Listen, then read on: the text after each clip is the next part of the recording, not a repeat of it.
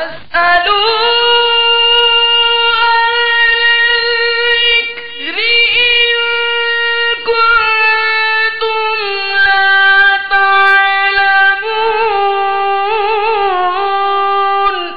اے لوگو علم والوں سے پوچھو اگر تمہیں علم نہ ہو۔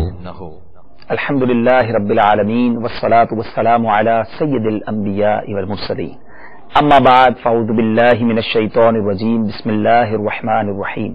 الصلاة والسلام علیک یا رسول اللہ وعلی آلک واصحابک یا حبیب اللہ، الصلاة والسلام علیک یا نبی اللہ وعلی آلک واصحابک یا نور اللہ۔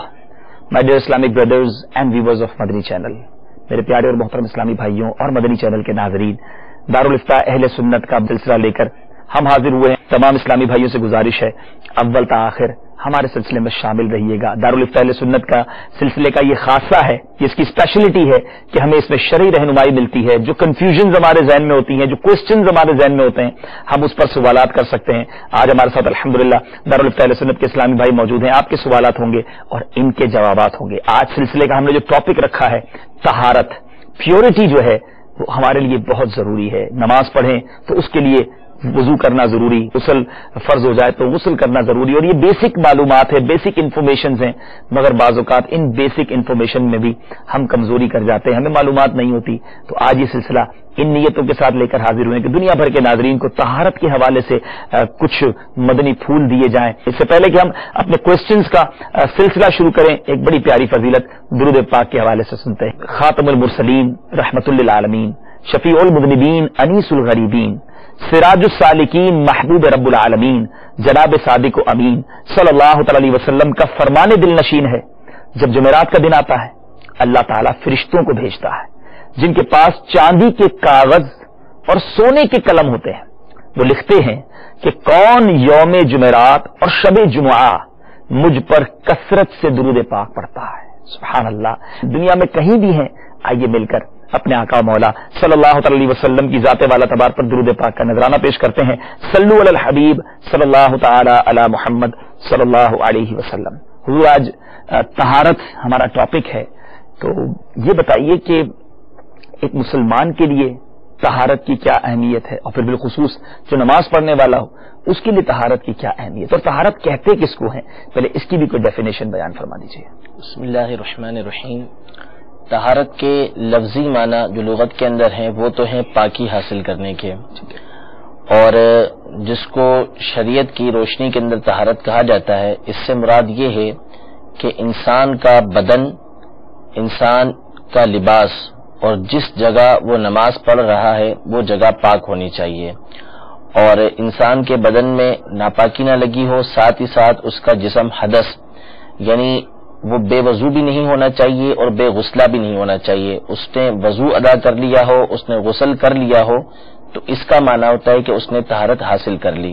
تو جسم پر، لباس پر، جس جگہ وہ نماز پڑھ رہا ہے وہ ساری کی ساری ظاہری نجاست سے، جتنی بھی نجاست کی قسمیں ہیں سب سے وہ پاک ہونا چاہیے، اور ساتھ ہی ساتھ اس کے اوپر نہ غسل فرض ہو نہ وضو فرض ہو، وہ وضو کر لے، غسل کر لے، تو اس صورت میں اس نے طہارت کو حاصل کر لیا ہے۔ ٹھیک ہے، طہارت آپ نے فرمایا کہ یہ ان چیزوں کو کہتے، طہارت نماز کی شرطوں میں سے بھی ایک شرط ہے۔ بالکل، طہارت نماز کی شرطوں میں سے ایک شرط ہے۔ قرآن مجید فرقان حمید میں اللہ تبارک و تعالی سورۃ المائدہ میں ارشاد فرماتا ہے، یا ایھا الذین آمنوا اذا قمتم الی الصلاۃ فاغسلوا وجوہکم وایدیکم الی المرافق وامسحوا برؤوسکم وارجلکم الی الکعبین، کہ اے ایمان والو، جب تم نماز کے لیے کھڑے ہو، یعنی جب تم نماز کا ارادہ کرو تو اپنے ہاتھوں کو دھو لو اور اپنے چہروں کو دھو لو، اور اپنے سروں کا مسح کرو اور اپنے پاؤں کو ٹخنوں سمیت دھو لو۔ صحیح۔ تو اس آیت کریمہ میں نماز کے لیے جو ہے وہ شرط یہ بیان کی کہ جب نماز کا ارادہ ہو تو اس وقت میں وضو کرنا ہے، یعنی اس حال میں کہ تمہارا وضو نہ ہو تو تم وضو کرو۔ اسی طرح مشہور حدیث مبارکہ ہے، نبی کریم صلی اللہ تعالی علیہ وآلہ وسلم نے ارشاد فرمایا کہ ان اللہ لا يقبل صلاۃ بغیر طہور، او کما قال علیہ الصلوۃ والسلام، کہ بے شک اللہ تبارک و تعالی بغیر طہارت کے نماز کو قبول نہیں فرماتا. تو طہارت نماز کی بنیادی شرائط میں سے ایک شرط ہے. جب تک آپ طہارت حاصل نہیں کر لیں گے اس وقت تک نماز کی ادائیگی ممکن نہیں ہے. ٹھیک ہے، تو نماز کے لیے یہ شرط ہو گئی طہارت، اور غالباً اسی آیت سے وضو کا حکم بھی ثابت ہو رہا ہے. جی بالکل، اس کے اندر دونوں باتیں بیان کی گئی ہیں. یعنی طہارت کی ابتدائی قسم کے طہارت دو طرح ہوتی ہے.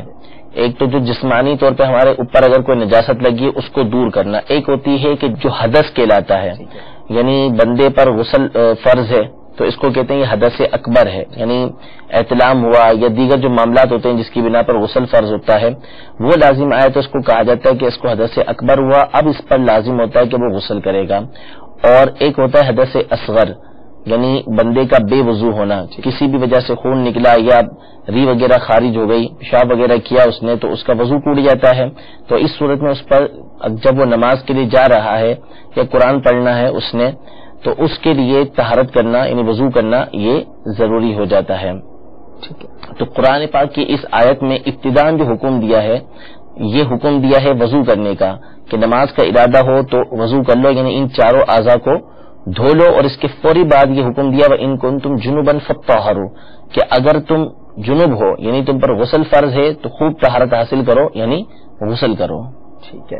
اچھا حضور یہ بتائیے کہ آپ نے جس طرح طہارت کی قسمیں بھی بیان کر دی اور قرآن پاک کی آیات سے بھی ہمیں ارشاد فرمایا، وضو کی بات چلی ہے تو وضو کے فرائض کتنے ہیں، کچھ اس بارے میں بھی ہماری رہنمائی فرما دیجیے.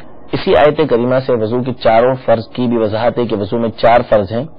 سب سے پہلا جو وضو کا فرض ہے وہ تو ہے اپنے چہروں کو دھونا، یعنی چہرے کو دھو لیا جائے مکمل، جہاں سے بال اگنا شروع ہوتے ہیں عادتاً وہاں سے لے کے تھوڑی تک، اور ایک کان کی لو سے دوسرے کان کی لو تک چوڑائی میں، تو یہ پورے چہرے کو دھونا یہ وضو کا پہلا فرض ہے. اور دوسرا فرض وضو کا جو ہے وہ ہاتھوں کا دھونا کوہنیوں سمیت، ناخن کی ابتدا سے لے کر جو ہے وہ کوہنیوں سمیت اپنے ہاتھوں کو دھو لینا، دونوں ہاتھوں کو، یہ دوسرا فرض ہے. اور چوتھائی سر کا یعنی سر کے چوتھے حصے کا مسح کرنا یعنی گیلا ہاتھ سر پہ پھیرنا، یہ وضو کا تیسرا فرض ہے کہ کم از کم سر کے چوتھے حصے پر جو ہے وہ ہاتھ پھر جائے. اور چوتھا فرض جو ہے وضو کا وہ ہے اپنے پاؤں دونوں ٹخنوں سمیت دھونا. ٹھیک ہے، ماشاء اللہ. تو وضو 4 فرض پتہ چل گئے، آج آپ نے بتایا، ریپیٹ بھی کر لیتے ہیں کہ آپ نے چہرے دھونا بتایا، کونیوں سمیت ہاتھ دھونا، سر کا مسح کرنا، چوتھائی سر کا کم از کم، اور پھر ٹخنوں سمیت ہمارے پیروں کو دھونا، یہ فرض ہو گیا. تو اب یہ بتائیے کہ اگر کوئی صرف یہ 4 فرض پورے کر لے تو اس کا وضو ہو جائے گا؟ ایسا اگر کبھی شارٹ ٹائم ہوتا ہے، بعض اوقات پانی کم ہوتا ہے، یہ نماز کا وقت جا رہا ہوتا ہے، تو پھر کیا کرنا چاہیے؟ ظاہر ہے کہ فرض تو اس کا ادا ہو جائے گا، کیونکہ آپ نے فرض کے بارے میں ہی سوال کیا تھا کہ فرائض کیا ہیں، تو فرائض میں نے عرض کر دی ہے کہ اس کی سنتیں الگ ہیں. ٹھیک ہے. اور یہ جو باتیں میں نے بیان کی کہ چہرہ پورا دھو لینا، سر کا مسح، چوتھائی سر میں نے بیان کیا کہ چوتھائی سر فرض ہے. تو اگر واقعی کسی کی ایسی کنڈیشن ہے کہ فجر کا وقت مثال کے طور پر اٹھا، بہت کم ٹائم رہ گیا ہے، وضو کرنا ہے، اب اگر وہ تمام سنتوں کی ادائیگی کے ساتھ وضو کرتا ہے تو اس کی فجر کی نماز نکل جائے گی. تو اب اس پر لازم ہے کہ صرف فرائض کی ادائیگی کرے اور فوری طور پر جو ہے وہ فجر کے فرض ادا کرے، یا کوئی دوسری نماز اس کی نکل لی تو اس کو ادا کرے. اس کے علاوہ وضو کی سنتیں الگ ہیں، وہ اس کو جو وقت میں وسعت ہو تو پھر ان کی ادائیگی کے ساتھ جو ہے وہ وضو کرے. ماشاءاللہ. میرے پیارے اور محترم اسلامی بھائیوں، مدنی چینل کے ناظرین، الحمدللہ دارالفتاء اہل سنت کا سلسلہ especially for the overseas viewers of Madani channel کا آج ہمارا ٹاپک ہے پیورٹی، طہارت. بہت سارے کوسچنز اس حوالے سے ہمارے ذہن میں ہوتے ہیں. ایک کوسچن میرے پاس موجود ہے اور وہ ہمارے ٹاپک سے متعلق تو نہیں ہے، لیکن جدہ سے ایک میسج یہ ہے کہ عبد الحمید بھائی ہیں جدہ سے، کہ سیونگ بینک اکاؤنٹ سے جو پروفٹ ملتا ہے اس کو ثواب کی نیت کے بغیر کسی غریب کو دے سکتے ہیں یا نہیں؟ میں اپنا ایک کوشچن اس میں مزید ایڈ کرتا ہوں حضور کہ کیا سیونگ اکاؤنٹ میں پیسے جمع کروا سکتے ہیں کہ نہیں، یہ بھی بتا دیجئے. سیونگ اکاؤنٹ میں رقم جمع کروانا تو ناجائز و حرام ہے کہ اس سے جو رقم ملے گی وہ سود ہے. تو اس کی تو شرعاً اجازت ہی نہیں ہے کہ سود یہ حرام اور جہنم میں لے جانے والا کام، اور اللہ تبارک و تعالیٰ اور اس کے رسول سے یہ اعلان جنگ ہے. تو لازمی ہے کہ توبہ کریں اور فوری طور پر اس سیونگ اکاؤنٹ کو اپنے کرنٹ اکاؤنٹ میں تبدیل کروائیں. جو رقم انہوں نے اس سے لے لی ہے بینک سے، تو اس صورت میں اب ان پر لازم ہے کہ بغیر ثواب کی نیت سے کسی شرعی فقیر کے اوپر اس کو صدقہ کر دیں. ثواب کی نیت نہیں کریں گے बगैर सवाब की नीयत के वो रकम शरई फकीर के ऊपर सदका कर दें। अच्छा, उसमें सवाब की नीयत नहीं की जाएगी। ठीक है, उम्मीद है अब्दुल हमीद भाई जद्दा से आपको आपके जब आपने मैसेज किया था उस पर जवाब मिल गया होगा। हुजूर वुजू पर बात चल रही थी, तो वुजू से पहले क्या बिस्मिल्लाह शरीफ पढ़कर करना चाहिए और क्या उसकी कोई फजीलत भी है, तो कुछ इरशाद फरमाइए। वजू की जो मुस्तहबात और सुन्नतें हैं उनमें से एक जो है वो बिस्मिल्लाह पढ़ना भी है, और हदीस मुबारका के अंदर है कि जो शख्स बिस्मिल्लाह वल्हम्दुलिल्लाह पढ़कर वजू करेगा तो जब तक उसका वजू बाकी रहेगा फरिश्ते उसके लिए नेकियां लिखते रहेंगे। कोशिश करके वजू की इब्तिदा में बिस्मिल्लाह वल्हम्दुलिल्लाह बिस्मिल्लाहिर रहमानिर रहीम ये तमाम के तमाम काम कर लेने चाहिए कि इसका फायदा हासिल होगा। बाज़ रिवायतों के अंदर ये मौजूद है कि जिसने बिस्मिल्लाहिर रहमानिर रहीम पढ़कर वजू किया तो उसका हर हिस्सा पाक हो जाएगा जिस्म का, और जिसने बगैर बिस्मिल्लाह पढ़े वजू किया तो जितने हिस्से पर पानी गुजरा है यानी जहां जहां उसने पानी डाला है वो हिस्सा पाक होता जाएगा, तमाम का तमाम जिस्म के ऊपर पाकी का हुक्म नहीं होगा।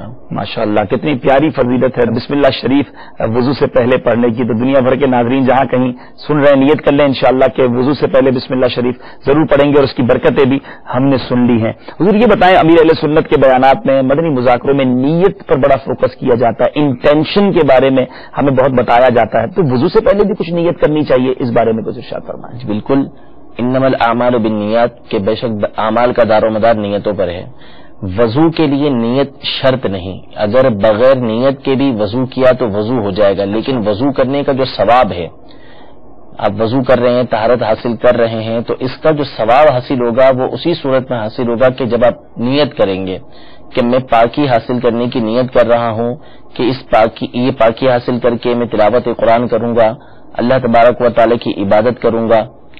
ये जब नीयतें होंगी तो इस सूरत में जो है वजू करने का सवाब मिलेगा, वरना बगैर नीयत के अगर आपने वजू कर लिया तो वजू तो हो जाएगा, पाक तो हो जाएंगे, आपने शर्त तो अदा कर ली कि तहारत हासिल कर ली, लेकिन इस तहारत हासिल करने पर जो सवाब मुरत्तब होता है वो इसे हासिल नहीं होगा। सवाब उसी सूरत में उसे हासिल होगा जबकि वो वजू से पहले नीयत करे। तो नीयत करना ये सुन्नत भी है और इसके जरिए जो है वो सवाब भी हासिल होता है। आपने कहा वजू से पहले नियत करेंगे तो सवाब हासिल होगा, लेकिन नियत करें क्या, ये भी थोड़ा सा बता देना। नियत यही अर्ज की ना मैंने कि ये नियत करें कि मैं इस तहारत हासिल करके अल्लाह तबारक व तआला की इबादत करूंगा और कुरान मजीद की तिलावत करूंगा या कुरान मजीद को हाथ लगाऊंगा, तो ये नियत करे। या जहां पे वजू करना बाज़ सूरतों में मुस्तहब होता है, जैसे कुरान मजीद को देखना है, कुरान मजीद ज़बानी पढ़ना है, तो नियत करते वक्त वजू करते वक्त ये नियत कर ले कि मैं कुरान मजीद फुरकान हमीद पढ़ूंगा या कुरान मजीद फुरकान हमीद को देखूंगा, काबतुल्लाह शरीफ की ज़ियारत करूंगा,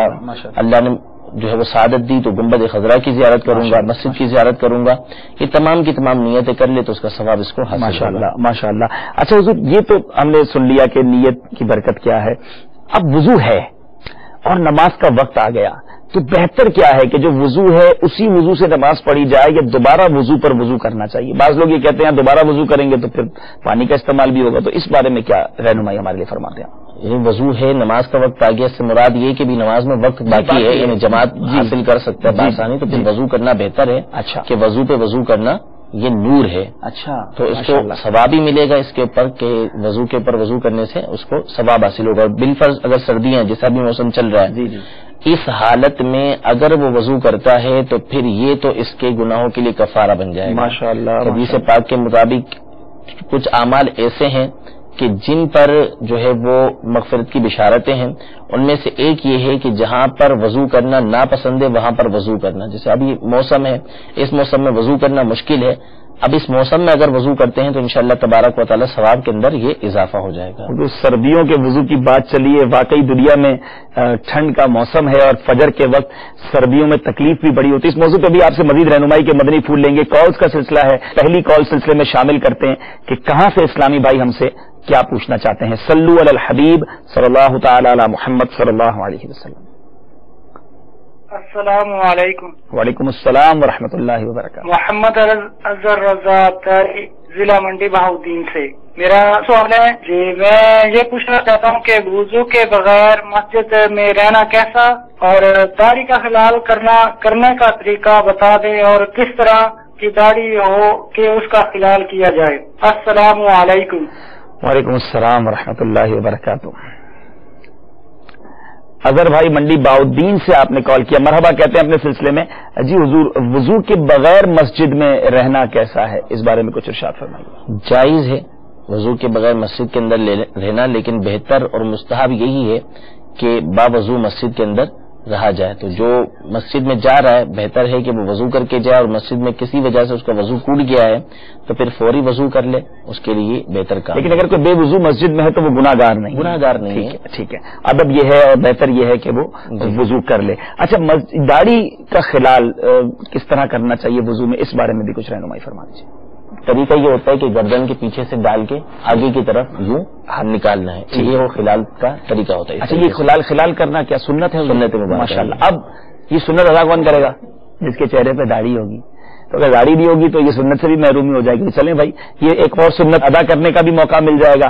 तो अच्छी अच्छी नियतों के साथ ये भी नियत कर ले कि इंशाअल्लाह चेहरे पर प्यारे आका अलैहिस्सलाम की मुबारक सुन्नत दाढ़ी से जाएंगे तो फिर दाढ़ी में खिलाल करने का भी जो ये सुन्नत है इस पर भी अमल करने का मौका मिल जाएगा। आप ये सोच रहे होंगे इन्होंने जैसे हमें 4 फर्ज भी बताए वजू के, और वजू वाकई एक ऐसी चीज है जो हमें लफ्जों के जरिए तो समझ आ रहा है, हमें अहकाम के जरिए समझाया जा रहा है, मगर प्रैक्टिकली भी इसको कैसे सीखा जाए, क्योंकि जब तक हमारे सामने कोई इस तरह वजू करके बताएगा नहीं तो हम कैसे सीखेंगे। इसके 2 तरीके हैं।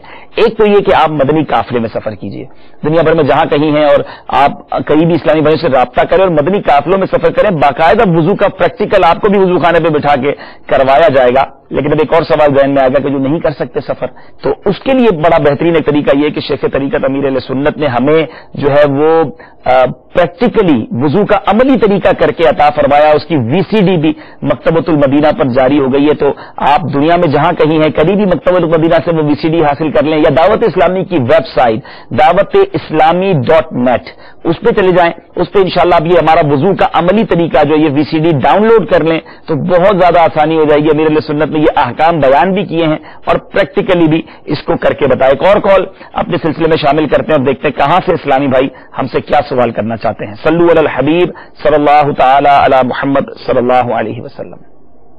अस्सलामु अलैकुम व रहमतुल्लाहि व बरकातुहू। वालेकुम अस्सलाम व रहमतुल्लाहि व बरकातुहू।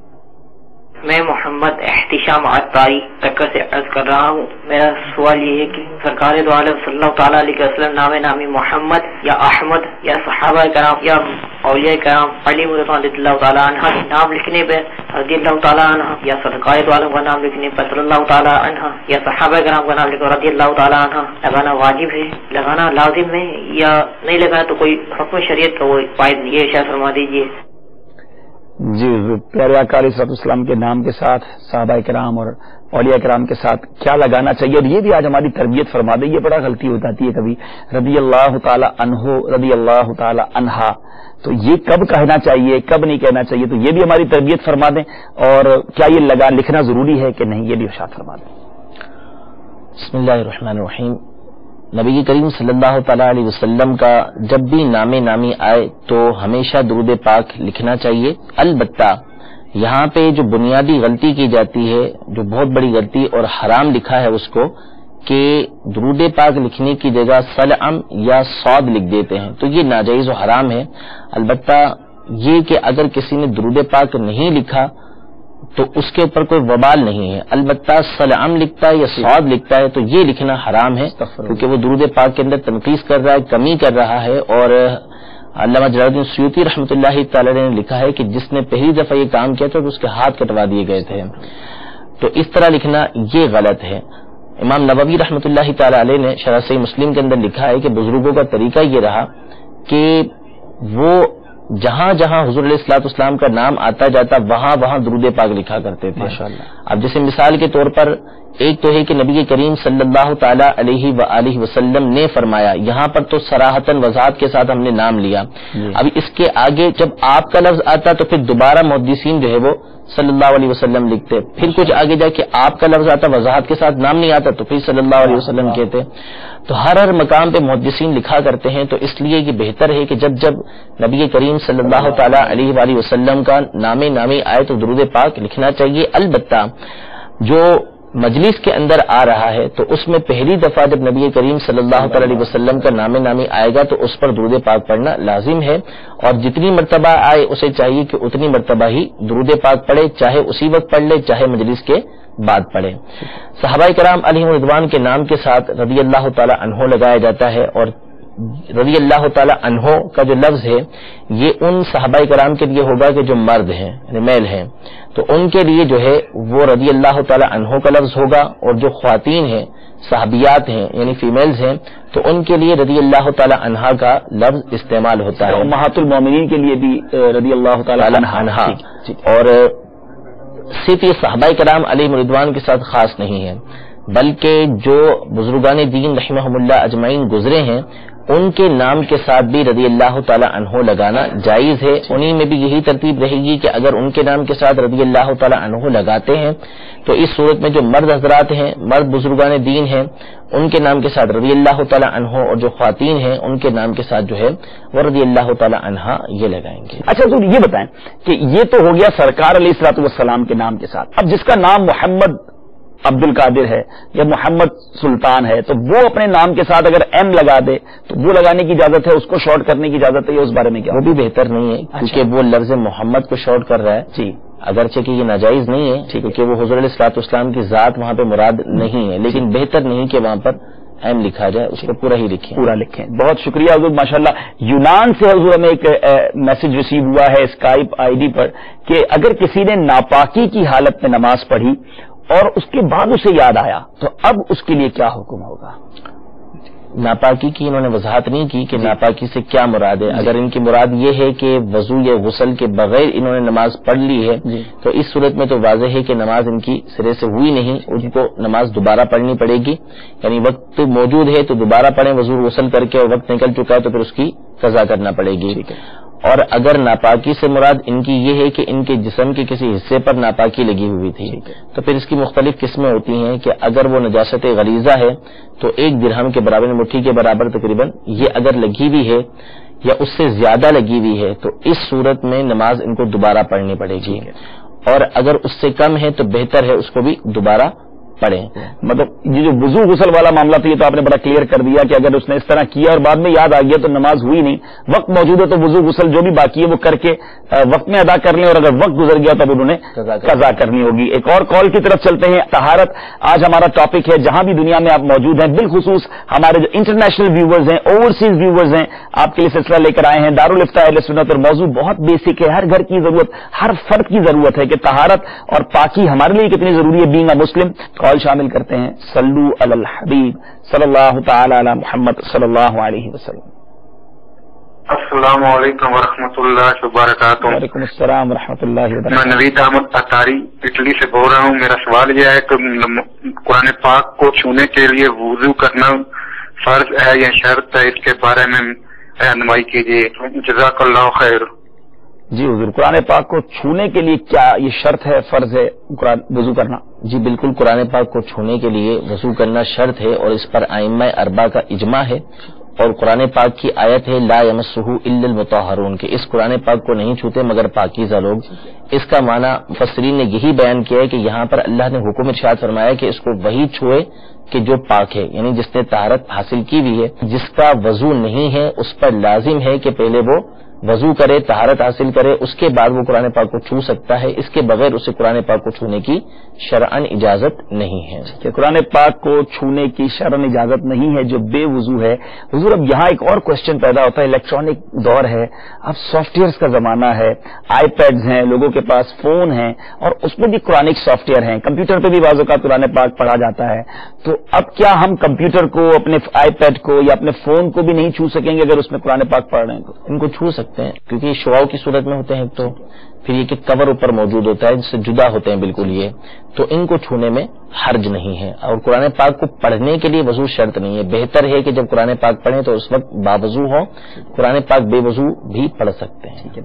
قرآن پاک کی تلاوت بے وضو ہو سکتی ہے، اس کو چھو نہیں سکتے. اور جو یہ الیکٹرانک جو ڈیوائسز ہیں اس کو بے وضو بھی چھو سکتے ہیں. بہتر ہے کہ باوضو ہوں. اچھا حضور یہ بتائیں کہ اب قرآن پاک کا اپنا ایک احترام ہے، تو ظاہر قرآن پاک کو لے کر کبھی تصور نہیں کر سکتا کوئی واش روم وغیرہ میں جائے، لیکن بعض اوقات یہ الیکٹرانک ڈیوائسز ہمارے ساتھ ہوتی ہیں. موبائل جیب میں ہے، اس میں سافٹ ویئر میں قرآن پاک بھی موجود ہے، لیکن اب اس وقت آف کیا ہوا ہے، تو کیا ایسا موبائل واش روم میں اپنے ساتھ لے جایا جا سکتا ہے؟ دیکھیں اس کی صورتیں ہیں. اگر تو آپ گھر میں ہیں یا اپنے آفس میں ہیں، آپ کو اس بات کا اطمینان ہے کہ آپ باہر رکھ کر جائیں گے تو آپ کا موبائل محفوظ رہے گا، آپ کی جو بھی ڈیوائس ہے وہ محفوظ رہے گی، تو پھر آپ باہر رکھ کر جائیں، یہی بہتر ہے۔ اور اگر آپ ایسے پبلک مقام پر ہیں کہ اگر آپ وہاں پر موبائل باہر رکھ کر جائیں گے تو کوئی اٹھا کے لے جائے گا، تو اس صورت میں چونکہ وہ سامنے موجود نہیں ہے، ویسے ہی جیب کے اندر چھپا ہوا آپ کی، تو اس کو اندر لے جا سکتے ہیں، اس میں گناہ نہیں ہے۔ آئی کالز کی طرف چلتے ہیں۔ صلو علی الحبیب صلی اللہ تعالی علی محمد صلی اللہ علیہ وسلم۔ السلام علیکم۔ وعلیکم السلام۔ محمد وحید راولپور سے، اور میرا سوال یہ ہے کہ وضو کے 4 فرائض بتائے گئے، اس کی سنتیں کیا ہیں؟ السلام علیکم ورحمۃ اللہ وبرکاتہ۔ وعلیکم السلام ورحمۃ اللہ وبرکاتہ۔ سر میرا یہ سوال ہے کہ جب انسان کا وضو ہوتا ہے تو بعض لوگ یہ کرتے ہیں کہ نماز پڑھنے کے بعد دوسری نماز کا جب ٹائم ہوتا ہے تو اس دوران منہ میں نسوار یا سگریٹ پی کر کلی کر کر پھر دوسری نماز پڑھتے ہیں، تو کیا اس صورت میں وضو آپ کا قائم رہتا ہے؟ جی ضرور آپ کے سوال کا جواب حاصل کرنے کی کوشش کریں گے۔ جی حضور، وضو کے فرائض تو آپ نے بیان کر دیے تھے، ایک بار پھر ریپیٹ فرما دیجیے، اور اس کی سنتیں کیا کیا ہیں وہ ارشاد فرمائیے۔ فرائض تو عرض کر دیے میں نے، چہرے کا دھونا پورے مکمل، اور دونوں ہاتھوں کا کوہنیوں سمیت دھونا، چوتھائی سر کا مسح کرنا، اور پاؤں کو جو ہے وہ ٹخنوں سمیت دھونا۔ سنتیں بہت ساری ہیں، بسم اللہ الرحمن الرحیم پڑھ کے وضو کرنا، وضو میں نیت کرنا، مسواک کرنا، یہ بھی سنت مبارکہ ہے، اور جتنے بھی اعضاء ہیں ان کو 3 مرتبہ دھو لینا، اور پورے سر کا مسح کرنا، یہ بھی سنت مبارکہ ہے، داڑھی کا خلال کرنا، انگلیوں کا خلال کرنا، یہ تمام کی تمام سنت مبارکہ ہیں۔ ناک میں پانی چڑھانا، پانی چڑھانا 3 دفعہ کلی کرنا، 3 دفعہ ناک میں پانی چڑھانا، ماشاءاللہ بہت ساری شرائط ہیں، بہت ساری سنتیں ہیں، امیر علیہ سنت نے جو ہے وہ نماز کے احکام میں ذکر کی ہیں ماشاءاللہ۔ تو مزید اس کی رہنمائی کے لیے فرائض ہمیں پتہ چل گیا، وضو بھی بہت، ہمیں سنتیں بھی بہت ساری بتائی گئی۔ مزید اس کی ڈیفینیشنز کے لیے امیر علیہ سنت کی بڑی پیاری کتاب ہے نماز کے احکام، دعوت اسلامی کی ویب سائٹ سے آپ اس کو ڈاؤن لوڈ بھی کر سکتے ہیں، اپنے قریبی مکتبۃ المدینہ سے حاصل بھی کر سکتے ہیں۔ اس کے انگلش ٹرانسلیشنز بھی شائع ہو چکے ہیں، لاز آف صلاح کے نام سے، تو اس کے اندر آپ ضرور اس کتاب کو پڑھیے، اور اس میں وضو کی سنتیں اور ڈیفینیشنز بہت اچھے انداز میں موجود ہیں، وہ بھی آپ کو مزید مل جائیں گے۔ حضور ایک اور سوال تھا کہ وضو ہو اور کوئی سگریٹ وغیرہ پی لے، نسوار وغیرہ کھا لے، اور اب کیا کلی کرنے کے بعد وہ نماز پڑھ سکتے ہیں یا ان کا وضو باقی رہے گا یا نہیں رہے گا؟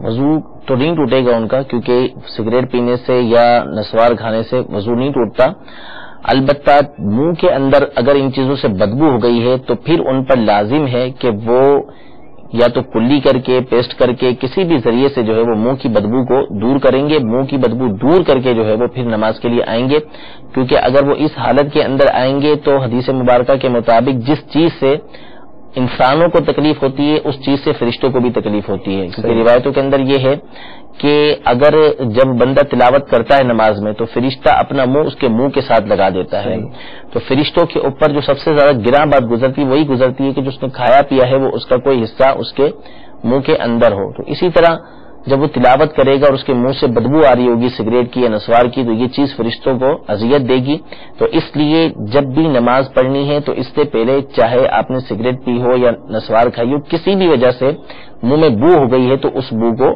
دور کرنا ہوگا، البتہ اس سے ان کا وضو نہیں ٹوٹے گا۔ ٹھیک ہے، بہت شکریہ حضور۔ تو یہ پتہ چل گیا کہ ایسے ہی چیزوں سے ویسے تو پرہیز کرنا چاہیے، اور اگر یوز کیا ہے تو اچھی طرح منہ صاف کر لینا چاہیے، وضو بہرحال نہیں ٹوٹتا جی، ایسا ہی ہے۔ ٹھیک، ایک اور حضور سوال موجود ہے، اکرام اتاری یو کے سے ہیں، وضو میں اگر کوئی ایک پاؤں یعنی اپنا پیر جو ہے وہ دھو کر اسے ڈرائی کر لے، سکھا لے، اور پھر دوسرا پاؤں دھوئے، تو اس طرح کرنا کیسا ہے؟ غالباً سردیاں بہت زیادہ یو کے میں پڑ رہی ہیں، اس لیے یہ سوال کر رہے ہیں، اس بارے میں کچھ؟ یہ سنت کے خلاف ہے۔ سنت طریقہ یہ ہے کہ پے در پہ وضو کرنا، یعنی ایک عضو ابھی سوکھنے نہ پائے کہ دوسرا وضو دھو لینا۔ ٹھیک ہے، تو چہرہ دھویا تو ابھی سوکھنے نہیں پائے کہ ہاتھ دھو لیے، ہاتھ دھو کے فوراً جو ہے وہ مسح کر لیا، فوراً پاؤں دھو لیے، تو یہ سنت ہے، تو یہ سنت کی خلاف ورزی ہوگی اگر اس طریقے سے کریں گے۔ تراوٹ اور تری باقی رہے اور دوسرا عضو دھونا چاہیے۔ تو امید ہے کہ ہمارے اکرام بھائی یو کے سے آپ کو جواب مل گیا ہوگا۔ آپ کے اسکائپ میسجز بھی شامل کریں گے، لیکن چلتے ہیں کالز کی طرف اور دیکھتے ہیں کہ اسلام بھائی کہاں سے ہم سے کیا پوچھنا چاہتے ہیں۔ صلو علی الحبیب صلی اللہ تعالی علی محمد صلی اللہ علیہ وسلم۔ अस्सलाम वालेकुम व रहमतुल्लाहि व बरकातुहू। वालेकुम अस्सलाम व रहमतुल्लाहि व बरकातुहू। मोहम्मद उमैर अत्तारी बाबुल इस्लाम हैदराबाद से बात कर रहा हूँ। मेरा सवाल ये है कि वुजू के अंदर अक्सर लोगों को देखा है कि मसा करते वक्त पानी दोनों हाथों में लेने के बाद अंगूठे चूमते हैं, और अंगूठे चूमना ये कैसा है, वुजू के अंदर शामिल है या नहीं? और दूसरा सवाल ये है कि वुजू के अंदर ये दुआए कलमात जो पढ़े जाते हैं तो ये पढ़ना कैसा है, दुरूद शरीफ वगैरह पढ़ सकते हैं या नहीं? जज़ाकल्लाहु खैरा। अस्सलाम वालेकुम व रहमतुल्लाहि व बरकातुहू। वालेकुम अस्सलाम व रहमतुल्लाहि व बरकातुहू। जी उमर भाई हैदराबाद से आपने कॉल किया, मरहबा। कहते हैं मसा करते वक्त लोग अंगूठे चूमते हैं, इस वक्त अंगूठे चूमना कैसा हो? फजूल है और एक जायद काम है, इसकी हाजत भी नहीं है और ये तरीक़ेकार भी नहीं है, तो इस तरह नहीं करना चाहिए। पानी लेके जो मसा का तरीका है उसी अंदाज में मसा कर लें, इनको चूमने की हाजत नहीं है। ठीक है। दुआया कलमात वुजू के दौरान पढ़ सकते हैं? जी बिल्कुल, उसकी तो पूरी लिखी भी है कि किस उज़्व के ऊपर कौन सी दुआ पढ़नी है, तो हर दुआ को पढ़ सकते हैं। और चाहें तो इन तमाम आज़ा को धोते हुए दुरूद पाक पढ़ें, और दुरूद पाक पढ़ना ये अफजल है कि हर उज़्व को धोते हुए जो है वो दुरूद पाक पढ़ लीजिए। माशाल्लाह। ये दुआएं अगर मालूम करनी है हुजूर के किस उज़्व के धोते हुए कौन सी दुआ पढ़नी है तो कहाँ से हासिल की जा सकती है? ये बारे शरीयत में भी है माशाल्लाह। बाहर शरीयत के दूसरे हिस्से के अंदर वजू के जो मुस्तहबात लिखे हुए हैं उसमें तमाम की मौजूद है। बाहर शरीयत ये भी मकतबतुल मदीना ने शाया की है, दुनिया भर में जहां कहीं है। वेबसाइट पर जाकर आप बाहर शरीयत डाउनलोड करें, ये बहुत अहम किताब है और फिक़ह हनफी की तो ये समझ लें इंसाइक्लोपीडिया है। स्पेन से हुजूर हमारे इस्लाम पर मौजूद है, सिलसिला देख रहे हैं, और उन्होंने ये सवाल किया है कि दीनी कुतुब के बारे में क्या हुक्म है, इनको वुजू के बगैर छू सकते हैं या नहीं? वजाहत फरमा दें। इमरान अत्तारी बार्सिलोना स्पेन से। जो दीनी किताबें होती हैं इनको बेवजू छू सकते हैं? छू सकते हैं, गुनाह नहीं है इनको छूना, लेकिन बेहतर है कि इनको छूने के लिए भी वजू कर लिया जाए। ठीक है। एक और मैसेज हुजूर शामिल कर लेते हैं कि अस्सलाम वालेकुम। वालेकुम अस्सलाम। मेरा सवाल यह है कि अगर गुस्ल कर लिया जाए तो वुजू हो जाता है या नहीं, या फिर वुजू अलग से किया जाए? तफसील से बयान कर दीजिए। ये मोहम्मद अली भाई हैं, इन्होंने हमसे ये सवाल किया। बेहतर यानी गुस्ल जो किया जाता है उसमें पहले वजू ही किया जाता है, जो सुन्नत तरीका है उसमें पहले वजू किया जाता है, तो वजू तो वैसे ही हो जाता है। और अगर किसी ने सुन्नत के मुताबिक गुस्ल नहीं किया, वैसे ही गुस्ल के फराइज उसने अदा कर लिए, यानी मुंह में कुल्ली कर ली उसने अच्छी तरीके से, नाक में पानी चढ़ा लिया और जिस्म के हर उज़्व पर उन्होंने पानी बहा लिया, तो गुस्ल में इन आज़ा के ऊपर चूंकि पानी बह जाता है और वजू के आज़ा पर भी पानी बह गया, तो लिहाजा उसका वजू हो जाता है, उनको दोबारा वजू करने की हाजत नहीं है। ठीक है हुजूर। एक और मैसेज हुजूर हमारे पास Skype ID live Madani channel पर आया हुआ है। अस्सलाम वालेकुम व रहमतुल्लाह। वालेकुम अस्सलाम। कह रहे हैं जुरैज हैं, इनका नाम है, स्पेन से। हम आपके सारे सिलसिले देखते हैं, मदनी चैनल बहुत अच्छा है। मेरा सवाल यह है कि अगर किसी की लॉटरी निकले तो क्या वो मनी हराम होगी, वो पैसा हराम होगा या हलाल? और दूसरा सवाल यह है कि जो लोग परदेश में इंश्योरेंस इस वजह से करवाते हैं क्योंकि अगर वहां पर उनकी डेथ हो जाए तो आसानी से अपने मुल्क में उनकी डेड बॉडीज पहुंच जाएं, उन लोगों की मोहताजी ना हो, ऐसा करना कैसा है? तीसरा सवाल यह है कि क्या कुरान पाक पढ़ने के लिए वुजू करना चाहिए? ये भी इनका सवाल है। तो ये 3 सवाल हो गए हुजूर। पहला तो ये हो गया कि जो लॉटरी होती है इस बारे में क्या हुक्म है? लॉटरी यानी जुए के जरिए जो निकलती है वो तो हराम ही है, उसका पैसा भी हराम है। तो जिससे अगर वाकई जुए के अंदर ली है, शर्त लगा के हासिल की थी, तो उसी को वापस करना होगी कि उसको पैसे वापस कर दे। बिल्कुल ऐसा काम नहीं करना चाहिए। लॉटरी का ये वबा जो है वो बैरून मुल्क में बहुत ज्यादा है, हमारे मुल्क में भी है, तो बिल्कुल मुसलमानों को इसके करीब नहीं जाना चाहिए। बड़े हजरत वो पैकेजेस और बड़े इनामात और बड़े उनके झांसे होते हैं, वो जगह जगह स्टॉल्स लगे हुए होते हैं, बैरून मुल्क में बहुत ज्यादा है, तो बिल्कुल इसके करीब नहीं जाना चाहिए। जैसे हमने सुना कि इसका इनाम भी हराम है, उस पर पैसे जो लगाना वो भी हराम हो हराम है। बिल्कुल बिल्कुल, तो ये नहीं करना चाहिए। दूसरा सवाल हुजूर था कि इंश्योरेंस इसलिए कराते हैं कि भाई मरने के बाद हमारी जो डेड बॉडी है वो पाकिस्तान लाना आसान हो जाए। इंश्योरेंस करवाना वैसे तो नाजायज और हराम है, यानी जो हमारे मुल्क के अंदर इंश्योरेंस है या इस्लामी ममालिक के अंदर इंश्योरेंस होती है तो वो नाजायज और हराम है, इसकी शरअन इजाजत नहीं है, चाहे कोई भी हो। बाकी रहा गैर मुल्क के अंदर, तो अगर ये किसी ऐसे मुल्क के अंदर है कि जो कुफ्फार का मुल्क है और मुकम्मल तौर पर वो कंपनी काफिरों की है, उसमें किसी मुसलमान का कोई शेयर नहीं है, तो उस कंपनी से इनका इंश्योरेंस करवाना उस सूरत में जायज होगा जबकि इनको इसमें इस बात का गालिब गुमान हो کہ ان کو اس سے نفع حاصل ہوگا، یعنی جو رقم وہ وہاں پہ جمع کروا رہے ہیں اس سے زیادہ ان کو فائدہ حاصل ہو جائے گا، اور وہ کمپنی مکمل طور پہ کافروں کی ہے، تو اس صورت میں ان کا انشورنس کروانا جائز ہوگا، ورنہ اس کی شرعاً اجازت نہیں ہوگی۔ اور یہاں پر میں اس بات کی وضاحت کرتا چلوں کہ بہت بڑی تعداد ہے کہ جو اس بات کا دھوکہ دیتی ہے کہ اعلیٰ حضرت امام اہل سنت نے اپنی کتاب کے اندر انشورنس کو جائز لکھا ہے۔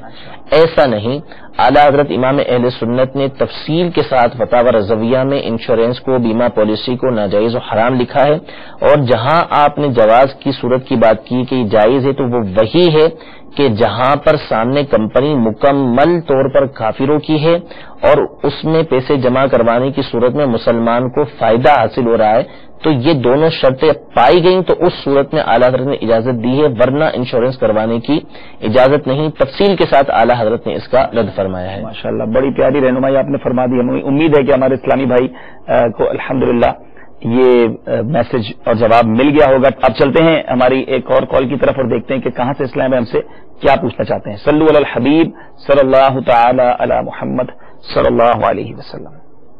السلام علیکم۔ وعلیکم السلام۔ میرا نام عبدالغفار شری ہے، میں کندکوٹ سے بات کر رہا ہوں۔ میرا سوال ہے کہ اگر روزے کی حالت میں نیند آ جاتی ہے اور جنابت ہو جاتی ہے تو کیا اس حالت میں روزہ ٹوٹ جائے گا؟ جی حضور، احتلام ویٹ ڈریم کے حوالے سے ان کا سوال تھا، کسی کو نیند میں اگر احتلام ہو جائے تو اب کیا اس کے روزے کے بارے میں کیا حکم ہوگا؟ روزے پر تو کوئی فرق نہیں پڑے گا، روزہ اس کا برقرار رہے گا اور اس پر غسل فرض ہو جائے گا، غسل کرنا اس کے لیے ضروری ہوگا۔ ٹھیک ہے۔ البتہ یہاں پر جو بہت بڑی غلط فہمی ہے جس کا کئی دفعہ مدنی چینل پر نے ازالہ کیا ہے، وہ یہ ہے کہ لوگ یہ سمجھتے ہیں کہ اگر روزے کی حالت میں غسل فرض ہو گیا تو اس کے اوپر سے جو ہے وہ کلی کرنا اور ناک میں پانی چڑھانا، جو غسل کے فرائض ہیں وہ ساکت ہو جاتے ہیں، وہ اس کے لیے نہیں دیتے، اس کے اوپر صرف ایک ہی فرض رہ جاتا ہے۔ تو ایسا نہیں ہے، جس کے اوپر غسل فرض ہوا چاہے روزے کی حالت میں ہو، اس کے اوپر کلی کرنا اور ناک کے نرم حصے تک پانی چڑھانا یہ فرض ہے۔ کلی کرنا جو اصل ہے وہ ہے کہ آپ منہ کے ایک ایک حصے تک جو ہے وہ پانی پہنچا دیں، زبان کی جڑ تک، یعنی حلق کی ابتدا تک آپ نے پانی پہنچانا ہے۔ ایسا نہ ہونا چاہیے کہ حلق کے نیچے پانی پہنچ جائے۔ جو فرض ہے وہ یہ ہے کہ منہ کے ایک ایک حصے تک آپ نے پانی پہنچانا ہے۔ غرغرہ کرنا یہ سنت ہے جبکہ روزہ نہ ہو، روزے کی حالت میں غرغرہ کرنے کی اجازت نہیں ہے۔ اسی طرح غسل کا جو فرض ہے دوسرا، ناک میں پانی چڑھانا، تو ناک کے نرم حصے تک پانی چڑھانا یہ فرض ہے، اور یہ روزے کی حالت میں بھی فرض رہے گا۔ اتنا تیز نہ چڑھائیں کہ جس سے پانی اوپر پہنچ جائے، اس سے روزہ ٹوٹ جائے گا۔ بالکل آہستہ سے پانی چڑھائیں گے تو ناک کے نرم حصے تک بآسانی یہ پانی پہنچ جائے گا اور آپ کا غسل ہو جائے گا۔ تو یہ دونوں باتوں ان کا خیال رکھنا ضروری ہے۔ روزے کی حالت میں غسل فرض ہو جائے تو اس سے یہ فرض ساکت نہیں ہوا کرتے۔ فرض بھی پورے کرنے ہوں گے۔ بات چلی ہے حضور، تو غسل کے 3 فرض آپ نے کہا، وہ بھی ذرا وضاحت سے بیان فرما دیں کہ غسل اگر فرض ہو جائے تو اب غسل ادا کرنے کے فرائض بیسک کیا چیزیں جو کرنا ضروری ہیں؟ 3 فرض ہیں غسل کے، کہ کلی کرنا یعنی منہ کے ایک ایک حصے تک پانی پہنچانا، زبان کی کروٹوں کے نیچے، زبان کے نیچے کروٹوں پر، دانتوں کے پیچھے، دانتوں کے درمیان میں خلا ہے تو وہاں پانی پہنچانا، حلق کے کنارے تک یہ پانی پہنچانا ضروری ہے۔ اور روزہ نہ ہو تو اچھی طرح غرغرہ کر لے، یہ بھی سنت مبارکہ ہے۔ تو یہ جو ہے وہ غسل کا پہلا فرض ہے۔ دوسرا فرض ہے کہ ناک میں پانی چڑھانا، اچھی طریقے سے پانی چڑھا لیں ناک کے اندر، اور ناک کے اندر جتنی بھی ریٹھ وغیرہ ہے اس کو صاف کر لیں۔ اور تیسرا فرض ہے کہ جسم کے ایک ایک حصے تک پانی پہنچانا ہے، سر سے لے کر پاؤں تک ایک ایک حصے تک جو ہے وہ پانی پہنچائیں گے۔ ماشاءاللہ۔ تو الحمدللہ ہمارے پیارے اور محترم اسلام میں وضو کے بھی فرائض آج ہم نے سن لیے، غسل کے بھی فرائض ہم نے سنے۔ الحمدللہ دارالفتہ اہل سنت کے سلسلے میں ہم یہی کوشش کرتے ہیں کہ زیادہ سے زیادہ شرعی احکام ہمارے اسلامی بھائیوں تک پہنچایا جائے، اور آج ٹاپک بڑا بیسک ہے اور ہر اسلامی بھائی اور اسلامی بہن کی ضرورت ہے، اور ہمیں سیکھنا چاہیے۔ کہیں ایسا تو نہیں کہ ہم کوئی مسٹیک کر جاتے اور اس کی وجہ سے ہماری نماز اور ہماری عبادتوں میں کسی قسم کا کوئی فرق آئے۔ اس وقت میرے پاس ایک اور میسج موجود ہے، شارجہ میں اسلامی بھائی جمع ہو کر ہمارا یہ سلسلہ دیکھ رہے ہیں، اور ان کا سوال یہ ہے کہ داڑھی کو کیسے دھونا چاہیے کہ فرض ادا ہو جائے۔ تو اس کی کچھ حضور اگر احتیاط ارشاد فرما دیں کہ داڑھی جن کے چہرے پر ہے تو اس کو دھونے میں اگر لاپرواہی ہو جاتی ہو تو ممکن ہے کہ کوئی گڑبڑ ہو جائے، تو تھوڑی وضاحت فرما دیں کہ کس طرح داڑھی کو دھویا جائے، اس میں احتیاط کیا ہونی چاہیے؟ احتیاط یہ ہے کہ اگر داڑھی گھنی ہے تو ان کو یہ ہے کہ اس کو پانی پہنچانا ہے، اس کی کھال کو دھونا ضروری نہیں ہے، اور چھدری ہے ہلکی ہلکی ہے تو کھال تک پانی پہنچانا ان پر لازم ہوگا. تو اچھی طریقے سے اس پہ پانی بہائیں کہ ایک ایک حصے تک جو ہے وہ پانی کا جو ہے وہ 2 قطرے پہنچ جائیں, یہاں تک کہ بالوں کی جو جڑ ہے وہ بھی ان کی گیری ہو جائے. ٹھیک ہے, امید ہے ہمارے شارجہ کے اسلامی بھائی کو ان کے سوال کا جواب مل گیا ہوگا. اور اب چہرے پر داڑھی ہوگی تو یہ انداز بھی سیکھیں گے نا. تو ابھی تک اگر چہرے پر داڑھی نہیں سجائی تو جہاں کہیں دنیا میں موجود ہے, پیارے آقا علیہ الصلوۃ والسلام کی یہ سنت بھی سجانے کی نیت کر لیں. ایک مٹھی داڑھی رکھنا انشاءاللہ یہ سنت مبارکہ اور یہ سجائیں اور اس کی برکتیں حاصل کیجیے میرے پیارے اور محترم اسلامی بھائیوں. آئیے کالز کی طرف چلتے ہیں, پھر انشاءاللہ آپ کے کچھ میسجز بھی شامل کریں گے. صلو علی الحبیب صلی اللہ تعالی علی محمد صلی اللہ علیہ وسلم. السلام علیکم جان. وعلیکم السلام ورحمۃ اللہ وبرکاتہ. یہ ہمارے بھائی ہیں, ان کو تقریباً 15 سال سے اطلام کی شکایت ہے. وہ سوتے ہیں انہیں اطلام ہو جاتا ہے. ابھی وہ بہت پریشان ہے کہ وضو کس ٹائم کروں, غسل کس ٹائم کروں, پھر اس کی نماز ہی چلی جاتی ہے. تھوڑی اس بارے میں ہماری رہنمائی فرما دیں اور اس اطلام کے بارے میں کوئی مدنی علاج ہمیں بیان فرما دیں. جزاک اللہ. السلام علیکم. وعلیکم السلام ورحمۃ اللہ وبرکاتہ. اللہ تعالیٰ شفائے کاملہ عطا فرمائے. جی حضور کیا فرماتے ہیں ان کے بارے میں؟ اب یہ بتا رہے ہیں کہ سوتے ہیں تو اس وقت احتلام ہوتا ہے, یعنی شرعی معذور نہیں ہے یہ. تو ظاہر ہے کہ اگر احتلام ہوا ہے تو اس صورت میں تو ان کو غسل کرنا ہوگا. تو رات احتلام ہو جائے تو فجر کی نماز سے پہلے یعنی یا تو اسی وقت غسل کر لیں یا فجر کی نماز سے پہلے اٹھ کر جو ہے وہ اتنا پہلے اٹھنا ان پر لازم ہے کہ اچھی طریقے سے غسل کر کے جو ہے وہ فرض ادا کر لیں. یعنی اتنا پہلے اٹھ جائیں کہ وضو کے غسل کے فرائض ادا کریں اور فرائض ادا کر کے وہ جو ہے وہ نماز ادا کریں. ہمارے ایک اور اسلام بھائی کا حضور سوال یہ ہے, اکرام اتاری بھائی ہیں, کہ میرا سوال یہ ہے کہ اکیلے نماز پڑھنا ہو تو اذان دینا کیا ضروری ہے؟ اس بارے میں بھی ارشاد فرما دیجیے.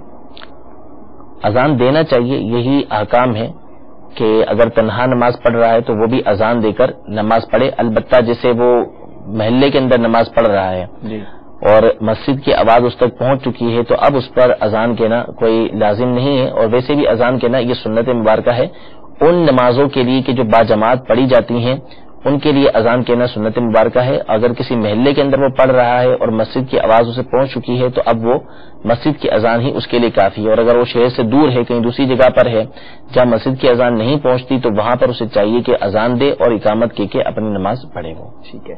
امید ہے کہ ہمارے اسلام اکرام بھائی آپ کو جواب مل گیا ہوگا. اٹلی کے شہر کاستانو پریمو عبد الخالق بھائی وہاں سے ہیں اور انہوں نے سوال کیا ہے کہ میرا سوال یہ کہ اگر قربانی فرض کا آج پتا چلا کہ کسی پر قربانی فرض تھی اور اب اس نے اس کو پتا چلا کہ مجھ پر تھی اور میں نے نہیں کی, تو اب وہ کیا کر سکتا ہے؟ اس بارے میں کچھ حکم ارشاد فرمائیے. جتنے سال کی قربانیاں ہیں اس کا حساب لگائے اور ہر قربانی کے بدلے ایک بکری یا ایک بکری کی قیمت صدقہ کرے. وہ ٹھیک ہے, یعنی صدقہ اب بھی اس کو کرنا ہوگا جتنی قربانیاں اس کی رہ گئی ہیں. تو امید ہے کہ ہمارے کاستانو پریمو فرام اٹلی جو عبد الخالق بھائی تھے ان کو بھی جواب مل گیا. اور ٹاپک ہمارا طہارت پیورٹی ہے. آئیے کالز کی طرف چلتے ہیں. صلو علی الحبیب صلی اللہ تعالی علی محمد صلی اللہ علیہ وسلم. السلام علیکم. وعلیکم السلام ورحمۃ اللہ. میں جمیل امن قریشی اتاری حیدرآباد سندھ سے عرض کر رہا ہوں کہ دوران اگر پیش امام صاحب فرض نماز پڑھا رہا ہے تو کسی جماعت کے اندر سے موبائل پہ طرح طرح کے گانے بجنا شروع ہو جاتے ہیں, تو دوران قرآن تلاوت فرض نماز کے اندر جب یہ گانے چلتے ہیں تو کیا یہ پوری جماعت کی نماز ہو جاتی ہے اور وضو وغیرہ جو ہے وہ ثابت رہتا ہے یا نہیں؟ اس کے لیے کچھ ہمیں جو ہے مزید بہتری کے لیے کچھ مزید فرمائیں. شکریہ.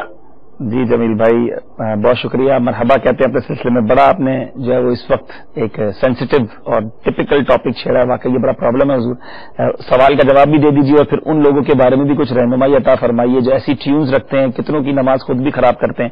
پہلے تو بتائیں کہ اگر جماعت ہو رہی ہے اور کسی کے موبائل فون پر گانوں کی ٹیون بج رہی ہے, واقعی گانے بج رہے ہیں, تو باقیوں کی نماز پر کوئی فرق پڑے گا؟ نماز پر تو فرق نہیں پڑے گا, نماز ہو جائے گی اور وضو بھی برقرار رہے گا, وضو اس سے نہیں ٹوٹے گا. البتہ اس شخص نے جس نے اس طرح ٹیون لگائی ہوئی ہے تو اگرچہ کہ وہ بھولے سے بند کرنا بھول گیا ہے, لیکن ٹیون جو اس نے لگائی ہے وہ تو کنفرم ہے کہ اس نے گانے کی لگائی ہوئی ہے, تو اس کو پتہ ہی ہوگا کہ لگی ہوئی ہے, تو وہ گنہگار ہے, اس پر توبہ کرنا لازم ہے کہ توبہ کرے, چاہے مسجد میں ہو یا نہ ہو, نماز میں ہو یا نہ ہو. باہر صورت اس طرح کی ٹیونز استعمال کرنا یہ ناجائز و حرام اور جہنم میں لے جانے والا کام ہے. اور یہ المیہ ہے کہ ہماری مسجدوں کے اندر بھی اس طرح کی ٹیونز یا باقاعدہ گانے بھی جو ہے وہ ٹیونز کی صورت کے اندر جو بجنا شروع ہو جاتے ہیں, تو اس سے توبہ کرنا لازم ہے اور ہرگز اس طرح کی ٹیونز نہ لگایا کریں.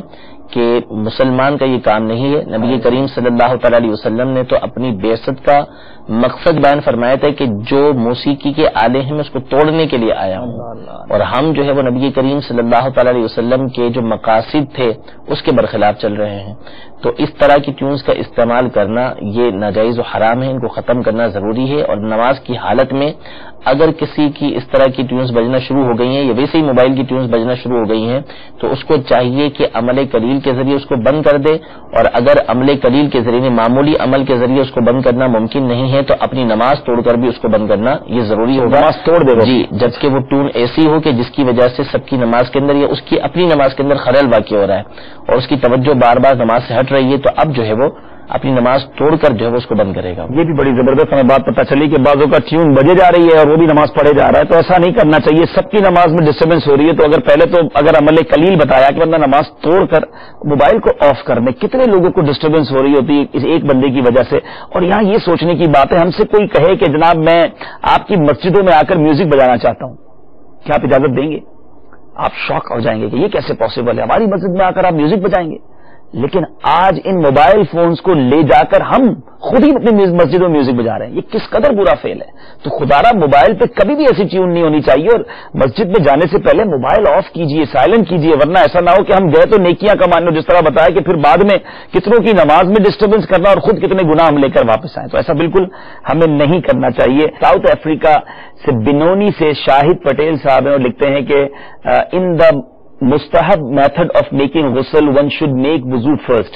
If one does not make wuzu first and collects water in his hands and pours it on part of his body, would that water now be mustamil and no longer suitable for ghusl or not? یعنی ان کا سوال یہ ہے کہ مستحب طریقہ تو یہ ہے کہ غسل سے پہلے وضو کیا جائے, لیکن اگر کسی نے اپنے جسم کا کوئی حصہ جو ہے وہ بغیر وضو کیے پانی میں ڈال دیا جس سے اب غسل کرنا ہے, تو کیا وہ پانی مستعمل ہو جائے گا؟ اور اگر وہ مستعمل ہو جائے گا تو کیا اس سے غسل ہو سکے گا یا نہیں ہو سکے گا؟ پہلے تو حضور کچھ یہ کوشچن بڑا اچھا ہے اور ہمارے ٹاپک سے متعلق ہے. تو مستعمل کس کو کہتے ہیں؟ جو مائع مستعمل ہے, واٹر وہ جو یوزڈ ہو جائے, اس کی کچھ ڈیفینیشن بیان ہو جائے اور پھر اس پہ کیا حکم بیان ہوگا, یہ بھی ارشاد فرما دیجیے. کہ برتن وغیرہ کے اندر جو پانی ہوتا ہے اس میں اگر کسی نے بغیر دھلا ہاتھ, یعنی جس پر غسل فرض ہے یا جس کو وضو کرنا ہے, اس نے ہاتھ ڈال دیا یا جسم کا کوئی حصہ اس میں ڈال دیا, تو اس صورت میں وہ پانی مستعمل ہو جاتا ہے. یا اس پانی سے کسی نے جو ہے وہ کسی نیک کام کے لیے استعمال کیا ہے تو اس سے بھی وہ پانی مستعمل ہو جاتا ہے. بہرحال ان کا جو سوال ہے اس کے مطابق وہ پانی اگر انہوں نے ہاتھ نہیں دھویا تھا اور ہاتھ دھوئے بغیر انہوں نے پانی کے اندر ہاتھ ڈال دیا, غسل فرض ہے ان کے اوپر, اور وہی ہاتھ انہوں نے پانی کے اندر ڈال دیا ہے, تو اس صورت میں وہ پانی مستعمل ہو جائے گا, استعمال کے لائق نہیں رہے گا, یعنی وضو اور غسل کے لائق نہیں رہے گا. اب اس پانی سے یہ غسل یا وضو نہیں کر سکتے, غیر مستعمل پانی ہونا یہ ضروری ہے ان کے لیے. پانی اب کسی کام کا نہیں رہا حضور, اس کو پھینک دیں پھر؟ یعنی اس کو آپ نجاست دور کرنے کے لیے استعمال کر سکتے ہیں, یعنی جو نجاست ظاہری ہے ہمارے جسم کے وغیرہ میں اس میں یوز کر سکتے ہیں. ٹھیک ہے, امید ہے کہ مستعمل پانی کے حوالے سے بھی ہمیں جواب ملا. ایک اور کال لیتے ہیں اپنے سلسلے میں, دیکھتے ہیں کہاں سے اسلامی بھائی ہیں اور ہم سے کیا سوال کرنا چاہتے ہیں. صلو علی الحبیب صلی اللہ تعالی علی محمد صلی اللہ علیہ وسلم. السلام علیکم. وعلیکم السلام ورحمۃ اللہ وبرکاتہ. میرا سوال ہے سر, سر پہ بغیر کچھ ٹوپی رکھے یا رومال رکھے ایسی نماز پڑھ لیتے ہیں, کیا یہ نماز صحیح ہے؟ آدمی پڑھ سکتا ہے اس طرح سے؟ انشاءاللہ. جی حضور, ننگے سر نماز پڑھنا, رومال بھی نہ رکھا, ٹوپی بھی نہ پہنی, پڑھنا کیسا ہے؟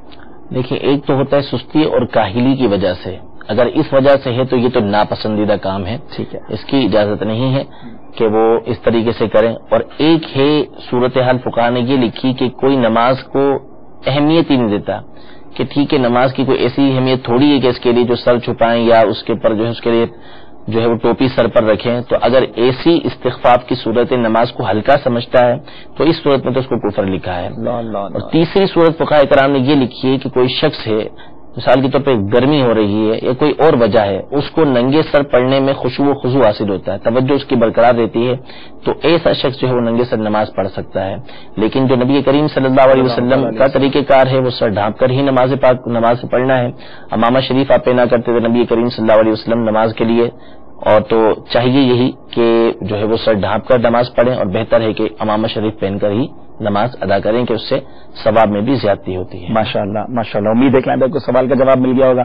ایک اور کال سلسلے میں شامل کرتے ہیں اور دیکھتے ہیں کہاں سے اسلامی بھائی ہم سے کیا پوچھنا چاہتے ہیں. صلو علی الحبیب صلی اللہ تعالی علی محمد صلی اللہ علیہ وسلم. السلام علیکم ورحمۃ اللہ وبرکاتہ. وعلیکم السلام ورحمۃ اللہ وبرکاتہ. میں نور محمد اتاری. مجھے میرا سوال تھا کہ حمام کے اندر جو واش بیسن ہوتے ہیں اس میں جا کر وضو بنا سکتے یا نہیں، کیونکہ یہاں پر عرب شریف میں اکثر اٹیچ باتھ روم ہوتے ہیں تو وہاں پر ہم وضو بناتے ہیں، اور کہیں کسی کے گھر بھی جاتے ہیں تو وہاں پر وضو بنانے کی حاجت ہوتی ہے. تو یہ کیسا ہے، وضو ہو جائے گا اس سے یا نہیں، اس میں کچھ حرج ہے؟ آپ اس کی صلاح کر دیجئے. جزاکم اللہ خیر. السلام علیکم ورحمۃ اللہ وبرکاتہ. السلام ورحمۃ اللہ وبرکاتہ. آپ نے سوال کیا اور اسی سوال کے ساتھ ریلیٹڈ ایک اور سوال شارجہ سے حضور آیا ہے کہ یہاں بھی وضو خانے میں لوگ، مسجدوں کے وضو خانے میں بھی ایک عجیب سا ایک کانسیپٹ ہے، لوگ کھڑے ہو کے وضو کرتے ہیں. حالانکہ بیٹھنے کی جگہ بنی ہوئی ہے لیکن اکثریت وہاں یہ دیکھا ہے کہ کھڑے ہو کے وضو کرتے ہیں. تو یہاں بھی واش بیسن سے متعلق سوال ہے اور کھڑے ہو کے وضو کیا ہو جاتا ہے کہ نہیں، اس بارے میں کچھ رہنمائی فرما دیجیے. بیٹھ کر وضو کرنا چاہیے، یہی طریقہ کار ہے. لیکن اگر کسی نے کھڑے ہو کر وضو کیا تو وضو ہو جاتا ہے، لیکن مستحب طریقہ یہی ہے کہ بیٹھ کر وضو کیا جائے. اگر کھڑے ہو کر وضو کیا تو وضو ہو جائے گا. البتہ جو واش بیسن کے اندر وضو کرنے کا مسئلہ ہے تو اس میں کچھ احتیاطیں ضروری ہیں. پہلی بات یہ ہے کہ اکثر ایسا ہوتا ہے کہ اٹیچ باتھ ہیں تو اب اس پہ درمیان میں دیوار نہیں ہوتی، تو اس بنا پر جو دعائیں وغیرہ ہیں وہ آپ نہیں پڑھ سکتے کیونکہ وہ ٹوائلٹ سے بالکل اٹیچ ہوئی ہوتی ہے، تو اس کی اجازت نہیں ہوگی. اور دوسری بات یہ کہ بعض اوقات بہت چھوٹے ہوتے ہیں واش بیسن، یعنی وہ بالکل باتھ روم ہی پورا چھوٹا سا ہوتا ہے، ٹوائلٹ سے بالکل متصل ہوتے ہیں.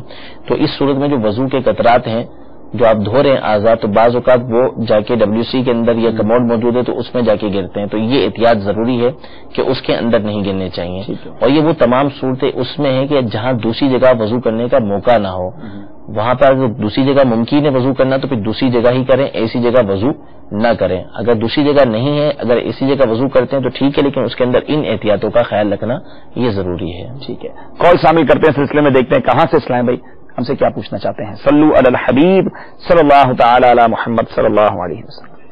محمد فیاض اتاری ڈھاوے جی.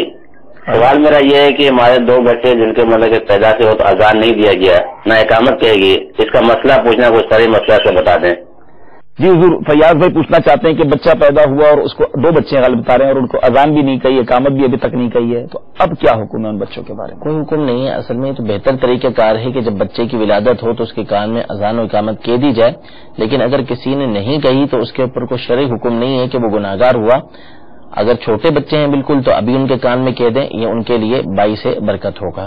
ابھی بھی کہہ سکتے ہیں اذان، چھوٹے بچے ہوں تو کہہ دیں. جی محمد فیاض بھائی، ابھی بھی آپ ترکیب بنا سکتے ہیں. اسپین سے حضور میسج ہے کہ سردیوں میں اکثر لوگ پاؤں دھونے کے بجائے صرف مسح کر لیتے ہیں، ایسا کرنا کیسا؟ مطلوب التاری فرام اسپین. کیا فرماتے ہیں؟ پاؤں کا مسح کرنا یہ تو جائز نہیں ہے. قرآن پاک میں حکم یہی ہے فغسلوا وجوہکم وایدیکم الی المرافق وامسحوا برؤوسکم وارجلکم، کہ اپنے پیروں کو دھونے کا حکم ہے. اور یہی نبی کریم صلی اللہ تعالی علیہ وسلم کی سنتوں سے ثابت ہے.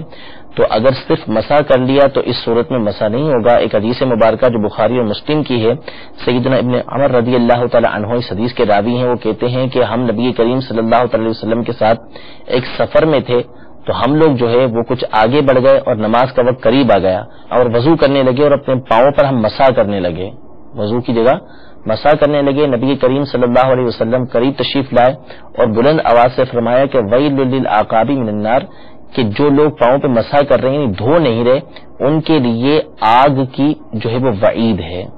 تو پاؤں کا دھونا یہ وضو میں ضروری ہے، صرف مسح کر لینا یہ کافی نہیں ہے. امید ہے کہ ہمارے اسلام بھائی کو جواب مل گیا ہوگا. آج ہمارے سلسلے میں نیوزی لینڈ سے بھی اسلام بھائی شامل ہیں اور ایک اور سوال حضور ہے شارجہ کے دولت حسین اتاری بھائی کہ ہاف بازو کی جو شرٹس جو کہ آفیسز میں پہنی جاتی ہیں، ایسی صورت میں ان شرٹس کے اندر نماز پڑھنے کا کیا حکم ہوگا؟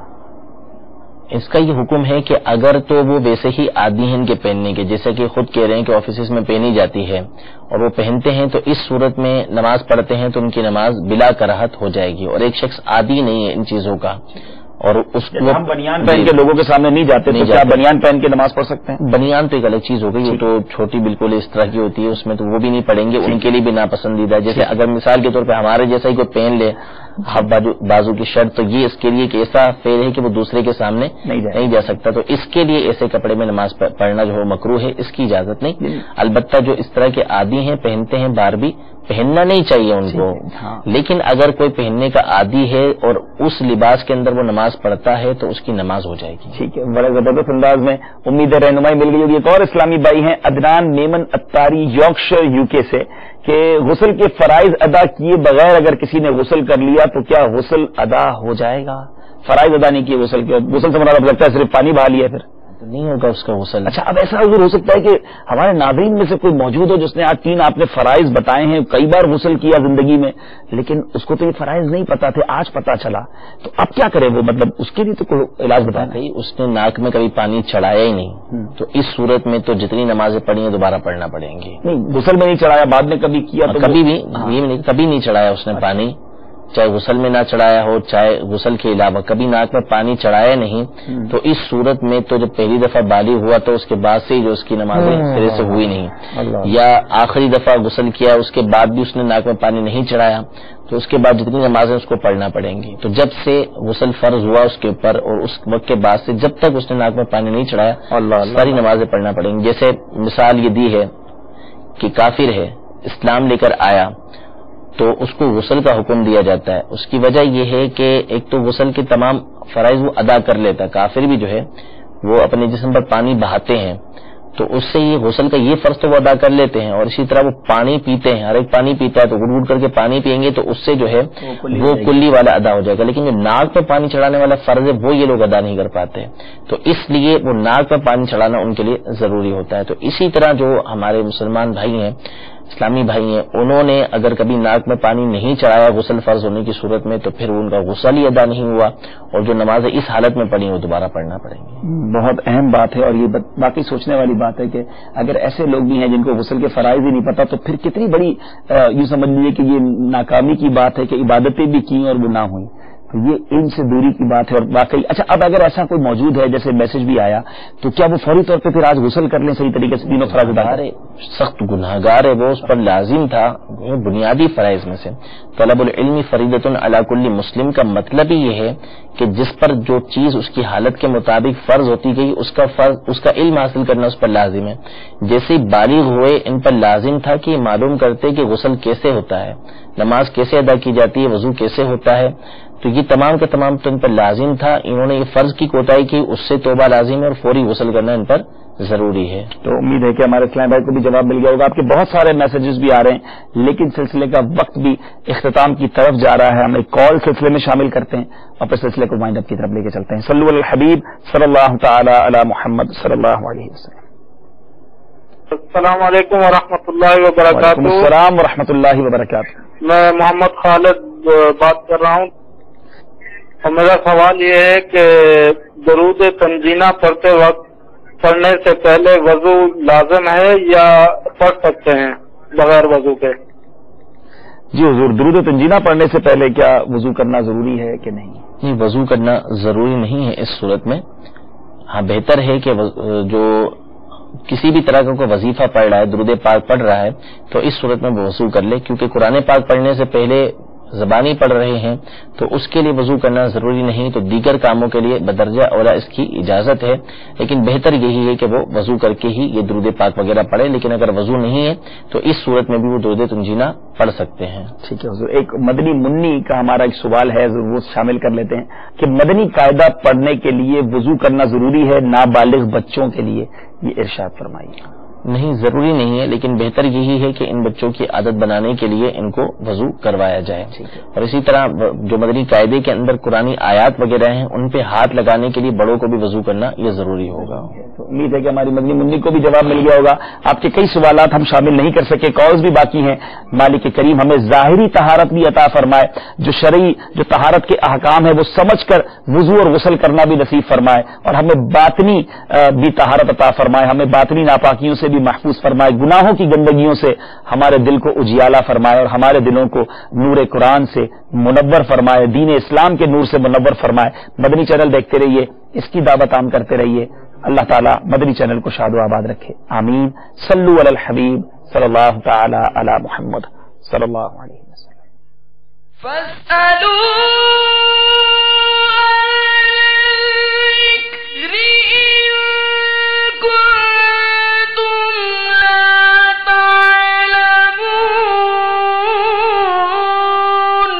تو اے لوگو علم والوں سے پوچھو اگر تمہیں علم نہ ہو۔